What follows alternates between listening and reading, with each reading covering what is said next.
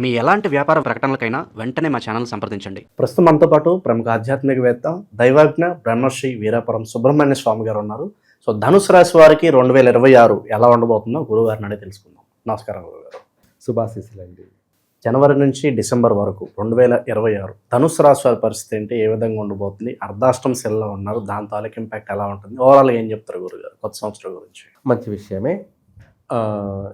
ఈ యొక్క 2026 జనవరి నుండి 2027 జనవరి వరకు కూడా, ఫస్ట్ వీక్ వరకు కూడా ఈ యొక్క ధనుసు రాశి వారికి ఆరోగ్యపరమైన విషయాలలో తప్ప మిగతా విషయాలలో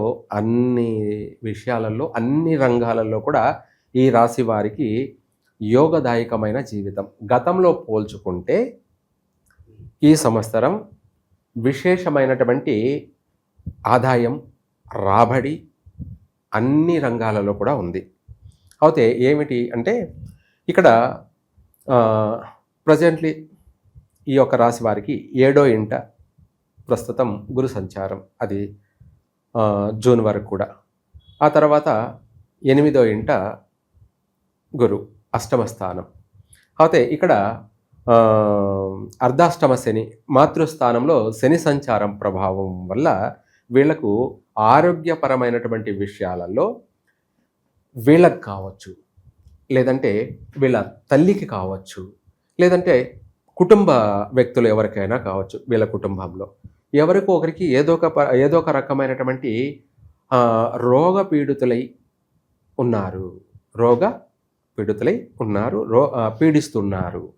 అటు శని కావచ్చు, ఇటు గురువు కూడా సప్తమం వల్ల, అష్టమం వల్ల ఆరోగ్యపరమైనటువంటి విషయాలలో మాత్రం ఆపరేషన్లో జరిగేటువంటి సమస్యలు కూడా ఉన్నాయి. ఆపరేషన్లు అది నరాలకు సంబంధించినటువంటి, తలకు సంబంధించినటువంటి ఆపరేషన్లు కూడా జరిగే అవకాశాలు ఉన్నాయి. తర్వాత లేదా శ్వాసకోశలు అంటే లంగ్స్, ఊపిరితిత్తులకు సంబంధించినటువంటి సమస్యలు ఏర్పడే అవకాశము ఉంది. ఇది పక్కన పెట్టేస్తే మాతృ దోషం కూడా ఉంది. అంటే తల్లికి, కొంతమందికి వాళ్ళ తల్లికి ఆరోగ్యపరమైనటువంటి సమస్యలతో పీడించే అవకాశం, బాధ పెట్టే అవకాశము ఉంది. ఆ విధంగా వైద్య రంగాల్ని అధికంగా దర్శనం చేసుకోవాల్సి ఉంటుంది. అంటే హాస్పిటల్కి వెళ్ళాల్సిన పరిస్థితులు ఏర్పడే అవకాశం ఉన్నాయి. ఇంకా కూడా చెప్పాలంటే మాతృ సూతకం కూడా ఏర్పడే అవకాశం ఉంది. మాతృ అంటే తల్లికి సంబంధించినటువంటి, అందరికీ కాదులేండి, కొంతమందికి ఇటువంటి నష్టాలు కూడా జరిగే అవకాశం ఉంది. కాబట్టి ఏది ఏమైనా ఈ రాశి వాళ్ళు ఈ పరమైనటువంటి విషయాన్ని దృష్టిలో పెట్టుకొని ఆరోగ్యపరమైనటువంటి విషయాల్లో జాగ్రత్తలు తీసుకోవాలి. తర్వాత దైవిక అన్వేషణ అంటే ఎక్కడ ఏ పుట్టలో ఏ పాము ఉందో అన్న సామెత కింద అందరూ దేవతలు అంటే మనకు వెంకటేశ్వర స్వామిని, లక్ష్మీదేవిని, ఆంజనేయ స్వామిని, గణపతిని, సుబ్రహ్మణ్య స్వామిని, శివారాధన అన్నట్టుగా ఇలా అందరినీ కూడా దర్శనం చేసుకోవడం వల్ల ఈ సమస్యలు ఏదన్నా వైదొలిగిపోయే అవకాశం ఉంది. అంటే ప్రాణ నష్ట సమస్యలు కాస్త వైదొలిగిపోయే అవకాశం ఉంది. జరగాల్సింది జరగక మానదు కదా అని కూడా కొంతమంది కామెంట్ చేసేవాళ్ళు ఉంటారు. కానీ జరగాల్సింది నిజమే, దాన్ని తప్పించుకోవడానికి కూడా మార్గం ఉంది కదా. మార్గం ఉంది. ప్రాణ నష్టం జరగకుండా కాస్త వైద్య పరంగా బయటపడే అవకాశము ఉంది. అది కాస్త ఇప్పుడు జరగాల్సింది ఇంకా కొంతకాలం పోస్ట్ పోన్ జరిగే అవకాశం ఉంది. ఇప్పుడే నష్టం జరగాల్సింది ఇంకో 5 ఏళ్ళు 10 ఏళ్ళ వరకు కొనసాగే అవకాశం ఉంది. అంటే మన కళ్ళ ముందర తల్లి తిరుగుతూనే ఉంటుంది కొద్ది రోజులు. అలా ఆ విధంగా మనం చేసే ప్రయత్నం మనది. ఏదో మనకు తెలిసింది మనం మాట్లాడకూడదు. అనేక కోణాలలో మనము ఇవన్నిటిని పరిశీలించుకోవాలి. అనేక కోణాలలో పరిశీలించుకోవాలి. ఇప్పుడు నువ్వు ఉన్నావు, నన్ను గౌరవిస్తే నేనేమంటా? ఆశీర్వదిస్తా.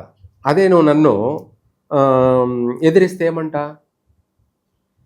తిడతానో, లేదా శపిస్తానో, లేకపోతే ఇంకొకటో అన్నట్టుగా మనము గ్రహస్థితులు ఆరోగ్యపరమైనటువంటి సమస్య ప్రభావితులై ఉన్నారు కాబట్టి వాళ్ళని మనం ప్రసన్నం చేసుకోవడం వల్ల చిన్న ఆరోగ్య సమస్యతోనే బయటపడతాం. వాళ్ళ ఆశీర్వచనం, వాళ్ళ అనుగ్రహం వల్ల ప్రాణ నష్టం జరగకుండానే తప్పించుకు తిరుగువాడు ధన్యుడు సుమి అన్నట్టుగా ఎంతటి సమస్య నుంచైనా మళ్ళీ బయటపడే అవకాశం ఉంది. అందుకనేసి ఈ యొక్క ధనుసు రాశికి ఇంత సమస్యలు ఉన్నాయి కాబట్టి అందుకు ఎక్కువగా దైవారాధన, అలాగే ఆరోగ్య వ్యవహారాలలోనూ వైద్యాన్ని సంప్రదించడం, సమయానుకూలంగా వైద్యాన్ని అందిపుచ్చుకోవడం, దాని నుంచి బయటపడడం, ఇదొక్కటి మెయిన్ ఇంపార్టెంట్గా ఈ రాశి వాళ్ళు చూసుకోవాలి. మిగతా విషయాలంటావా, వివాహం కానటువంటి వాళ్ళందరికీ కూడా ఈ సంవత్సరం వివాహ యోగాలు అందరికీ కూడా ఇమ్మీడియట్లీ అన్నట్టుగా తొందరగానే గృహంలో అనేక శుభకార్యాలు, వీళ్ళ గృహాల్లో అనేక శుభకార్యాలు జరిగే అవకాశాలు ఉన్నాయి. అది ఒకటని చెప్పడానికి లేదు, అన్ని రకాల శుభకార్యాలు కూడా జరిగే అవకాశం ఉంది ఈ ధనుసు రాశి వాళ్ళకి. తర్వాత విద్యార్థులకి కూడా మంచి ఉన్నత విద్య, అలాగే అన్ని సబ్జెక్టులలో కూడా పాస్ కావడం, చక్కగా అభివృద్ధి చెందే అవకాశము ఉంది విద్యార్థులు. తర్వాత ఉద్యోగ విషయాలలో ప్రయత్నం చేసుకునే వాళ్ళకి మంచి మంచి ఉన్నత ఉద్యోగ అవకాశాలు ఉన్నాయి. అది స్వస్థానంలోనూ ఉన్నాయి, లేదా విదేశాలలోనూ ఉన్నాయి. స్వదేశంలోనూ ఉన్నాయి, విదేశాల్లోనూ ఉన్నాయి. అందరూ కూడా విదేశ ప్రయత్నాలు చేసుకోవచ్చు. తప్పకుండా వాళ్ళ కళ నెరవేరుతుంది, విదేశాలకు వెళ్తారు. అంటే మనం చెప్పినట్టుగా రేపే వెళ్తారా అన్నట్టు కాదు, కానీ జరిగే తీరుతుంది అంతే. అది రేపే జరగచ్చు, లేదంటే ఓ నెల పట్టచ్చు, కానీ సంవత్సరం లోపు మాత్రం అయితే ప్రతి ఒక్కరికి ఈ రాశిలో వాళ్ళకి అధిక శాతం విదేశాలకు వెళ్తారు, స్థిరపడతారు, అక్కడ రాణించగలుగుతారు కూడా. అటు చేసే ఉద్యోగంలోనూ రాణిస్తారు, అటు ఆర్థిక పరంగా కూడా స్టెప్ బై స్టెప్, అంటే ప్రమోషన్ అంటాం కదా, అలా ఉన్నత ప్రమోషన్లతోటి మంచి స్థానానికి చేరుకుంటారు. అలా ఈ రాశి వాళ్ళకి కూడా అనేక ఉద్యోగ అవకాశాలు ఉన్నాయి. ఇవే కాకుండా ప్రైవేట్ పరంగానే కాకుండా సెంట్రల్ గవర్నమెంట్ జాబుల్లోనూ, పెద్ద పెద్ద సెంట్రల్ గవర్నమెంట్ అంటే రైల్వే సంస్థల్లో కావచ్చు, లేదా గవర్నమెంట్ రంగాలలో కావచ్చు, ఇవే కాకుండా ఇంకా మిగతా దేశానికి సంబంధించినటువంటి వాటిల్లో కావచ్చు, ఇలా అనేక పెద్ద పెద్ద ఉన్నత ఉద్యోగ అవకాశాలు కూడా ఉన్నాయి. ఉన్నత పదవులు, ఉన్నత ఉద్యోగ అవకాశాలు, రాజకీయ రంగ ప్రవేశాలు, రాజకీయాల్లో కూడా రాణించడము, వీటితో పాటు అనేక వ్యాపారాలలో కూడా వీళ్ళు అధిగమిస్తారు. ప్రతి వ్యాపారం కూడా ప్రారంభం చేయడం జరుగుతుంది. నూతన వ్యాపారాలు శ్రీకారం చుడతారు, అందులో స్థిరపడతారు కూడా. ఆల్రెడీ వ్యాపారాలు చేస్తున్నటువంటి వాళ్ళు మళ్ళీ వాళ్ళ వ్యాపారాలు ఊపందుకుంటాయి, లాభాల బాటలో కొనసాగుతాయి. ఇలా విశేషమైనటువంటి అన్ని రంగాల వారికి కూడా మంచి అవకాశాలు అయితే చక్కగా ఉన్నాయి. ప్రతి విషయంలో కూడా వీళ్ళు అభివృద్ధి చెందుతారు, రాణిస్తారు, అనుకున్నదే ఆచరిస్తారు, అనుకున్న తడవే ప్రతిదీ పాటిస్తారు.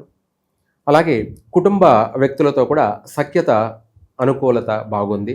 అన్నదమ్ముల మధ్య అవగాహన, భార్యాభర్తల మధ్య మంచి అవగాహన, అలాగే పిల్లల మధ్య మంచి అనుకూలత, తల్లిదండ్రుల మధ్య కూడా మంచి అనుకూలత, బంధుమిత్రులతోటి మంచి సఖ్యత, ఇరుగు వాళ్ళు పొరుగు వాళ్ళతోనూ, అలాగే చేసే తోటి ఉద్యోగస్తులతోనూ, ఇలా అందరితో కూడా కలిసిమెలిసి వాళ్ళ యొక్క కలుపుగోలుతనము, ఇలాంటివన్నీ కూడా వీళ్ళకి విశేషమైనటువంటి యోగాన్ని ఇస్తున్నాయి. పెద్ద నష్టాలు ఏమీ లేవులేండి, పెద్ద నష్టాలు ఏమీ లేవు. కానీ ఓవరాల్గా ఇందాక అది చెప్తున్నాను, అందరి వల్ల అనుకూలతే ఉంది. వీళ్ళు జాగ్రత్తగా చూసుకోవాల్సింది ఏమిటి అంటే ఒక ఆరోగ్య విషయము మెయిన్. అది వీళ్ళ వ్యక్తిగత ఆరోగ్యం, అంటే మనము ఏ ధనుసు రాశిలో పుట్టిన వాళ్ళే ఆరోగ్య విషయము ఇది. అదే కాకుండా తన తల్లి విషయం అన్నాను కదా, ఆమె ధనుసు రాశి అని ఏం లేదు, సంబంధం లేదు. ఏ రాశి అయినా ఉండవచ్చు. కానీ వీళ్ళకు తల్లికి సంబంధించినటువంటి పెద్ద పెద్ద ఆరోగ్య సమస్యలు, ఆపరేషన్లు, లేదంటే ప్రాణ నష్టాలు కూడా జరిగే అవకాశం ఉంది. కాబట్టి అందుకనేసి ఆ విషయాలలో మాత్రమే వీళ్ళు జాగ్రత్త పాటించాలి. మిగతా విషయాలలో భయపడాల్సిన అవసరమో లేదు. ఒకవేళ అది ఏ సమస్య అయినా వచ్చినా కూడా మళ్ళీ అలాగే అది సమస్య పోతుంది. ఎట్లొచ్చిందో అలాగే వెళ్ళిపోతుంది. దాని గురించి భయపడాల్సిన అవసరం లేదు. ఈ కామన్ ఏమిటి, వస్తూ ఉంటాయి, పోతూ ఉంటాయి. అవి జీవితకాలం పీడించకూడదు. అంతేకాకుండా పెద్ద జీవితానికి సంబంధించినటువంటి నష్టాలు కలిగించే విషయాలు మాత్రమే మనం పరిగణలోకి తీసుకోవాలి తప్ప ప్రతి చిన్న విషయాన్ని మనం భూతద్దంలా చూడకూడదు. అలా చూసామనుకోండి, మళ్ళీ వాళ్ళు మూఢస్తులు అనొచ్చు, మళ్ళీ పిచ్చివాళ్ళు అనొచ్చు, లేదంటే సైకోలు అనొచ్చు, శాడిస్టులు అని కూడా అనొచ్చు. ఎంతవరకు చూడాలో అంతవరకే చూడాలి. ఏ దాంట్లోనైనా కూడా ఒక భక్తి విషయం తప్ప మిగతా ఏ విషయంలో కూడా ఎక్కువగాను చేయకూడదు. అలానేసి ఏది లేదు అని వదిలేయకూడదు. మన అవసరాన్ని బట్టి, మన అనుకూలత, మన జీవితానికి, మన యొక్క కుటుంబానికి సంబంధించినటువంటి వ్యవహారాల్లో ఎంతవరకు ఏది పాటించాలో, ఎంతవరకు ఏది ఆచరించాలో అది చాలు, అంతే. అది మనకు శాశ్వతమైనటువంటి సుఖాన్ని, సౌఖ్యాన్ని, ఒడిదుడుకుల్లోనూ కష్ట నష్టాల్లోనూ కూడా మనల్ని సమయానుకూలంగా, సౌమ్యంగానే, సానుకూలంగానే ప్రశాంతమైన జీవితాన్ని ప్రసాదిస్తుంది. అంతే తప్ప ప్రతి విషయాలలో మరి ఎక్కువగాను భూతద్దంలో చూడకూడదు. ఈ యొక్క రాశి ఫలాలైనా, అదే జ్యోతిష్యమైనా, ఏదైనా కూడా ఏది ఓవర్ కాకూడదు. అలానేసి ఇది లేదు అనడానికి ఎవ్వరికీ లేదు. ఈ విశ్వంలో యూనివర్సల్గా ఎవరికి కూడా లేదు. అలానేసి ఉన్నాయని చెప్పేసి మనము భయపెట్టడం బీభత్సమైనటువంటి ఇది ఉండకూడదు. కాబట్టి ప్రతిదానికి మనసుంటే మార్గం ఉంటుంది. కాబట్టి మనం ఆ మనసు నెరిగి నడుచుకోవడమే ఈ జ్యోతిష్యం. ఈ యొక్క ధనుసు రాశి వారికి అన్ని రంగాలలో బాగుంది, కలిసే వస్తుంది. పరిహారం: ఈ ధనుసు రాశి వాళ్ళకి ప్రస్తుతం అర్ధాష్టమ శని ప్రభావం కూడా ఉంది. కాబట్టి ఎక్కువ శాతం శివారాధన చేయడం, లేదంటే సూర్య నమస్కారం చేయడం వీళ్ళకు ఆరోగ్యాన్ని కలగచేస్తుంది. సూర్య నమస్కారమే ఆర్ఘ్యాన్ని సమర్పించడం, సూర్య నమస్కారము, సూర్యారాధన, సూర్య అష్టోత్తరం ఇలాంటివి చేయడం వల్ల పూర్తిగా ఆరోగ్యకారకుడే సూర్య భగవానుడు. కాబట్టి అందువల్ల ఇటు ఆరోగ్యంగాను, అలాగే అన్ని విషయాలలో కూడా మనకు అమితవంతమైనటువంటి పాజిటివ్ కలగడం కోసం, అనేక శక్తి సామర్థ్యాలను కూడగట్టుకోవడం కోసము సూర్యారాధన అధికంగా చేసినట్టయితే వీళ్లకు కలిసి వస్తుంది. ఇంకా అంతో ఎంతో శనికి కానీ, లేదంటే శివునికి కానీ అభిషేకాలు లేదా దాన ధర్మాలు చేయడం వల్ల వీళ్లకు అనేక సమస్యలన్నీ కూడా వైదొలిగిపోయే అవకాశం ఉంది. ఆరోగ్య సమస్యలు ఏమిటి అవి అంటే, ముఖ్యంగా చెప్పాలంటే నల్ల చీమలకి దానం చేయడం, లేదా కుక్కలకి దానం చేయడము, నల్ల చీమలకు దానం చేయడము, లేదంటే ఆవులకు ఏదన్నా తిండి పెట్టడము, ఇటువంటివన్నా చేయాలి. లేదంటే పండితులకి ధాన్యాలు, నవధాన్యాలను దానం చేయడం కానీ, లేదా ఇనుము దానం చేయడం కానీ, ఐరన్, ఇటువంటివి ఏదైనా సరే దాన ధర్మాలు చేస్తూ, దైవ దర్శనం చేసుకుంటూ, సూర్య ఆరాధన చేసుకుంటూ వెళ్తే అన్ని రంగాలలో కలిసి వస్తుంది. ఇంకా తొందరగాను పాజిటివ్గా కలిసి వస్తుంది. ఫాస్ట్గా కూడా, తొందరగా కూడా అభివృద్ధి చెందుతారు, స్థిరపడతారు. ఓవరాల్గా ధనుసు రాశి వారికి ఈ 2026 ఏ విధంగా ఉంటుంది, ఏదో విధంగా జాగ్రత్తలు తీసుకోవాలి, అద్భుతంగా వివరించారు. ధన్యవాదాలు గురుగారు. సర్వే జన సుఖినో భవంతు.